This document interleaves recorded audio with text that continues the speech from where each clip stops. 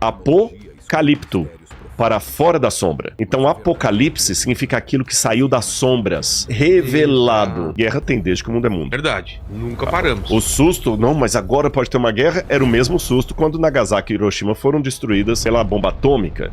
E Jesus não voltou, não tem pelo menos 4 maneiras de entender o apocalipse. E que no decorrer das últimas semanas aí, a gente tá bem assustado aí, né? Com ataque do Irã, a resposta de Israel, parece que as coisas estão encaminhando realmente para um conflito maior, né? Exatamente. Muitos analistas estão com medo de entrarmos finalmente numa terceira guerra mundial. E na tribulação. Aí vem a questão do apocalipse. Só que eu vou começar com, primeiro, desconstruindo algumas coisas para construir. Quando eu falo desconstruir, não é que eu tenho dúvida da Bíblia, mas eu quero pedir licença para antecipar talvez uns questionamentos que alguns dos internautas estão fazendo. Claro. Alguém que não acredita na Bíblia. Então eu vou primeiro fazer o papel de cético. Tá. Guerra tem desde que o mundo é mundo. Verdade. Nunca paramos. O susto, não, mas agora pode ter uma guerra, era o mesmo susto quando Nagasaki e Hiroshima foram destruídas pela bomba atômica. E Jesus não voltou, não teve tribulação, coisa nenhuma. Quando teve também a peste negra na Europa, muita gente pensou que aquilo ali seria o fim do mundo. Um sinal, né? Um sinal, e não teve nada disso.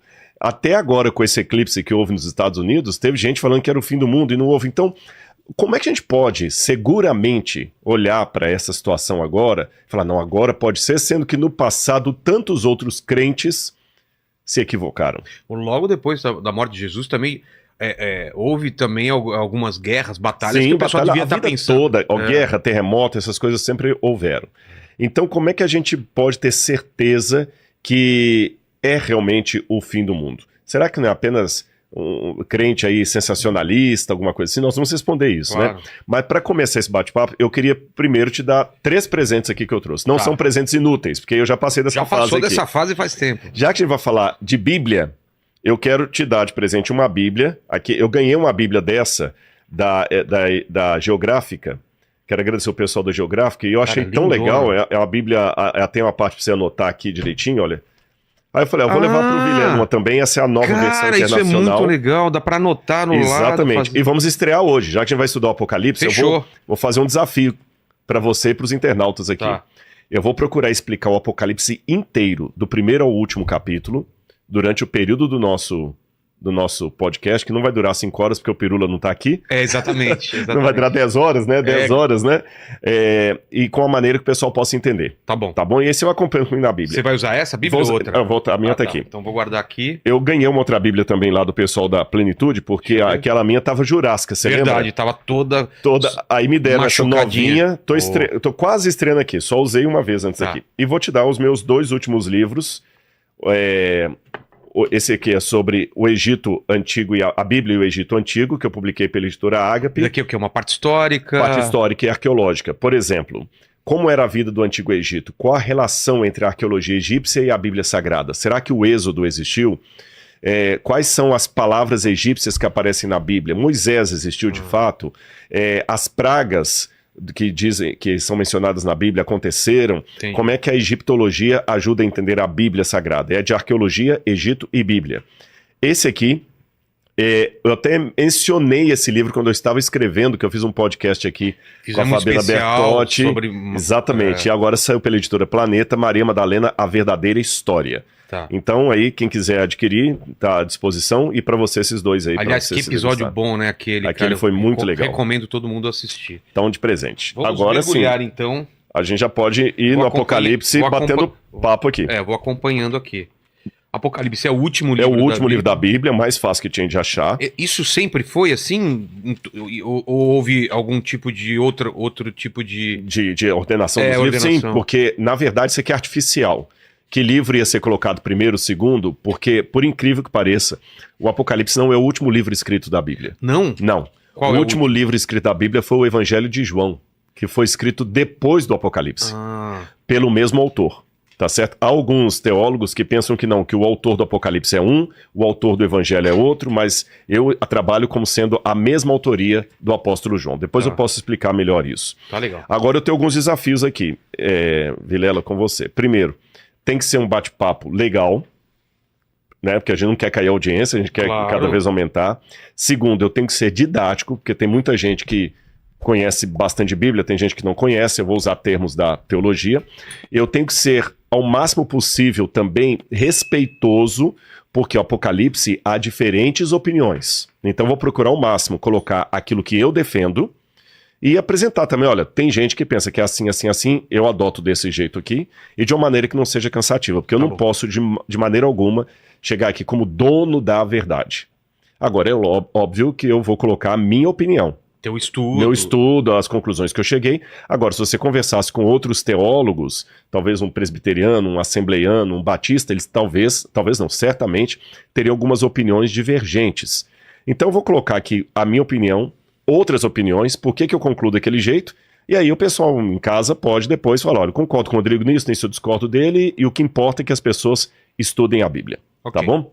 Vamos começar primeiro, o que é Apocalipse? De onde surgiu esse negócio? Ou revelações, Ou revelação. Né? Lê para mim Apocalipse capítulo 1, versículo 1. Vamos lá.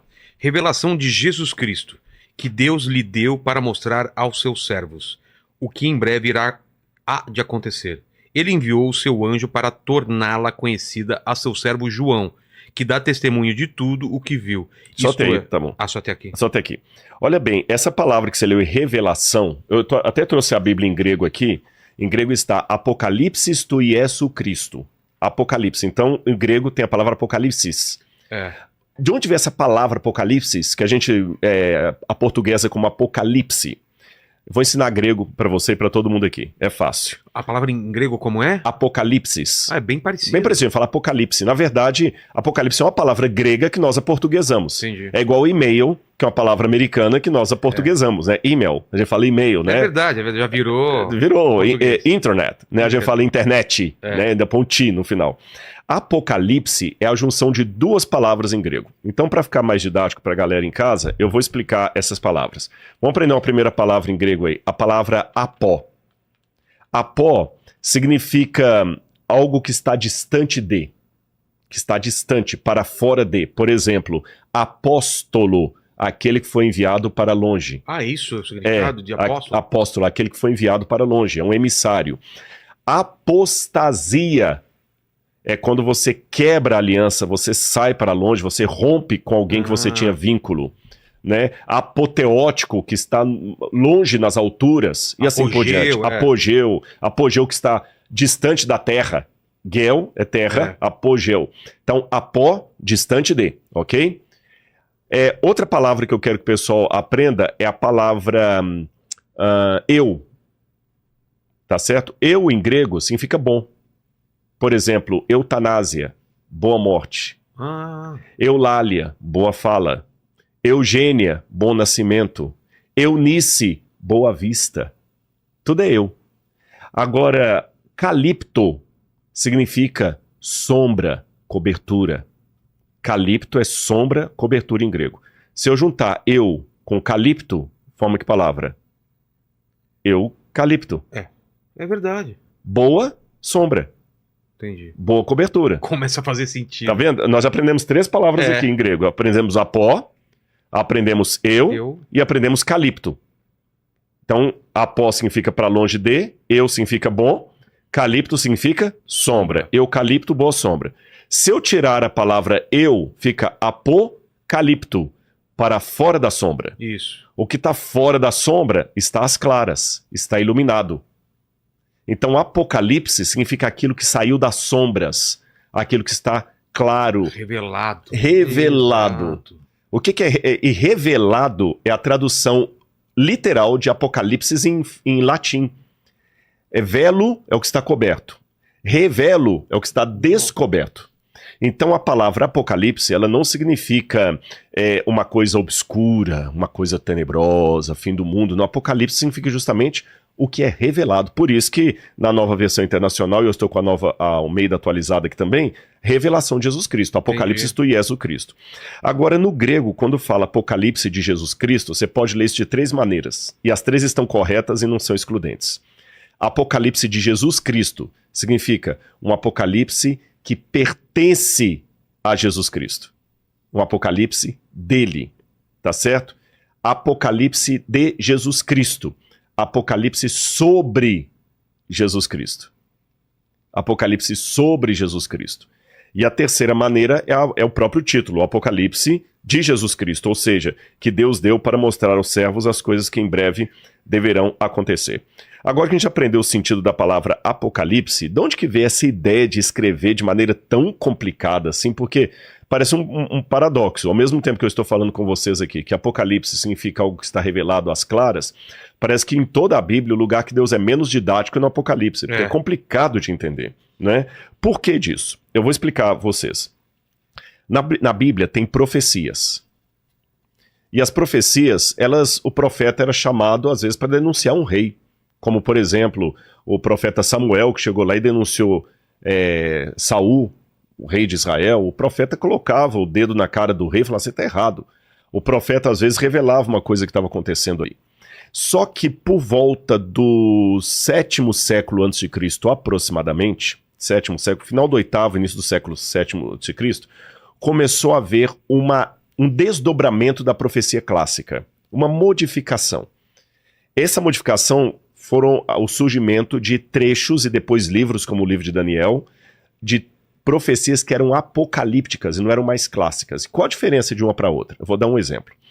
A profecia clássica começa geralmente com uma expressão, assim diz o Senhor. A profecia apocalíptica, ela começa assim, eu vi e ouvi. A profecia clássica é uma denúncia, na maior parte das vezes, presente. É o profeta que chega até o rei e fala, rei, você está em adultério. Como João Batista chegou para Herodes e falou, você está em adultério, você está pegando a esposa do seu irmão. É uma profecia clássica, eu estou te denunciando uma coisa de agora. O Apocalipse, ele fala mais de coisas que vão acontecer no futuro, ou dali até o futuro. A profecia clássica, ela é direta. A apocalíptica, ela é codificada. Fala através de parábolas. A profecia clássica geralmente é escrita em prosa. A apocalíptica é escrita em poesia.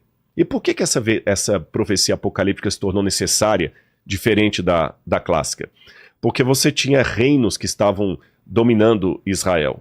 Assíria, Babilônia, Pérsia, Grécia, Roma. E eles agora tinham que denunciar poderes opressores de maneira camuflada. Como eram as músicas do Brasil na época da ditadura. Que tinha que falar nas entrelinhas, né? Do governo, sem o governo perceber. Então, por exemplo, afasta pai, de mim, afasta de mim esse cálice, pai, afasta de mim esse cálice de vinho tinto de sangue. A gente pensa que está falando do Jesus lá no... Não, o autor foi muito perspicaz, porque ali, na verdade, ele não está falando de Jesus com o cálice, é cálice shut up, é o verbo, é o imperativo. Você está proibido de falar. Proibido de falar. Então, apocalíptica era mais ou menos isso aí. Esse nome apocalíptica é um nome que Frederick Luke, que é um autor alemão, que deu esse nome para esse tipo de literatura. Então já aprendemos que é um desdobramento da profecia clássica que surgiu desse modo. E o último livro da Bíblia, o livro do apóstolo João, Deus inspirou a João a escrever em forma de Apocalipse. E o que eu vou fazer aqui agora? Nós vamos dividir todo o Apocalipse de maneira que o pessoal vai entender todinho em um bate-papo. Tá bom? Deixa eu ver como é que a gente pode começar aqui. Eu acho que a gente pode começar primeiro falando das interpretações que tem do Apocalipse. Tem pelo menos 4 maneiras de entender o Apocalipse. A primeira maneira é a que a gente chama de preterista. Preterista, pretério, passado. Os teólogos que interpretam o Apocalipse de maneira preterista acham que as profecias do Apocalipse se cumpriram todas no primeiro século. Não tem nada de futuro. Para acontecer. Tem muitos teólogos católicos, por exemplo, que são preteristas. Muitos falando deles. do Império Romano, falando... Exatamente. A besta do Apocalipse adianta quem era Nero. Acabou. Não tem nada de futuro, é ridículo. Então esse é o preterista. O oposto do preterista? Futurista.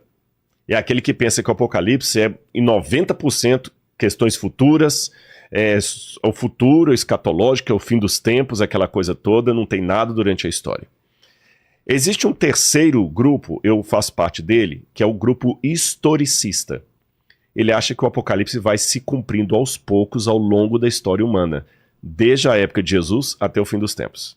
E que a gente está nesse percurso. A gente está nesse percurso. Entendi. E o último grupo é o grupo idealista, aquele que ele é atemporal.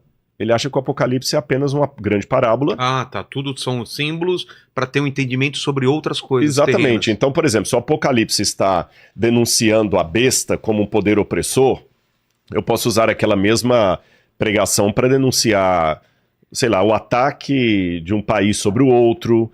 Eu posso usar aquilo ali para denunciar a opressão do capitalismo. Entendi. Eu posso usar para qualquer coisa. O que importa é a mensagem daquilo. Então vamos recapitular aqui as 4. Então, preterista, passado. Futurista, joga tudo pro futuro. Historicista, ao longo da história. E o idealista não tem história.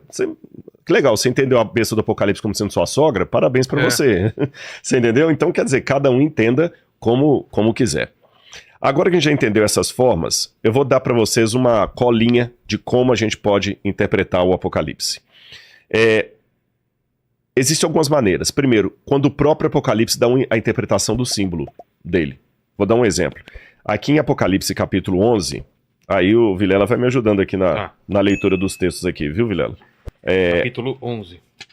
Na verdade, o capítulo 17. Tá. Apocalipse. Essa Bíblia, como está novinha, as páginas estão demorando um pouquinho a passar a minha mulher aqui. montada na besta. A mulher montada na besta. Olha o que diz aqui, por exemplo. Olha aqui, por exemplo, o verso 15. Essa mulher montada na besta, ela estava montada sobre muitas águas.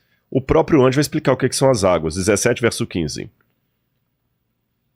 Então o anjo me disse: as águas que você viu, onde está sentada a prostituta, são povos, multidões, nações e línguas. Então pronto, o próprio Apocalipse já falou o que são aquelas águas ali. Multidões, povos, nações e línguas. Então não adianta falar que aquelas águas ali são a internet, que aquelas águas ali são a Praia de Ramos no Rio de Janeiro. O Apocalipse já falou o que é. A segunda maneira que eu tenho de entender o Apocalipse é olhando o resto da Bíblia. Por exemplo, quando o Apocalipse dá um símbolo, o que aquilo simboliza no resto da Bíblia? E a terceira maneira que eu tenho de interpretar, de decodificar o Apocalipse, é olhando o contexto histórico da época. Tá certo? O que os cristãos daquele tempo entendiam por aquilo? Porque vamos supor, se alguém vivesse daqui a 2000 anos e pegasse o nosso bate-papo aqui, ele ia ficar sem entender quando a gente falasse aqui, por exemplo, sei lá, olha, o pessoal aí da Bolsa de Valores tá achando que a coisa tá ficando preta.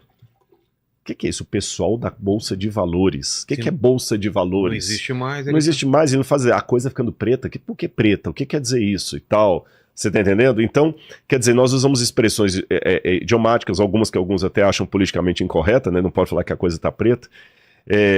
Então, o que significa? Então é bom a gente mergulhar no contexto para entender as gírias, até piada. Se você que é um humorista, você sabe disso. Aquela piada. Tem piada que você contava, talvez, que só fazia sentido naquele contexto político específico. Verdade. Você contar a mesma piada hoje, o que quer dizer com isso? Então, entender o Apocalipse dentro do contexto.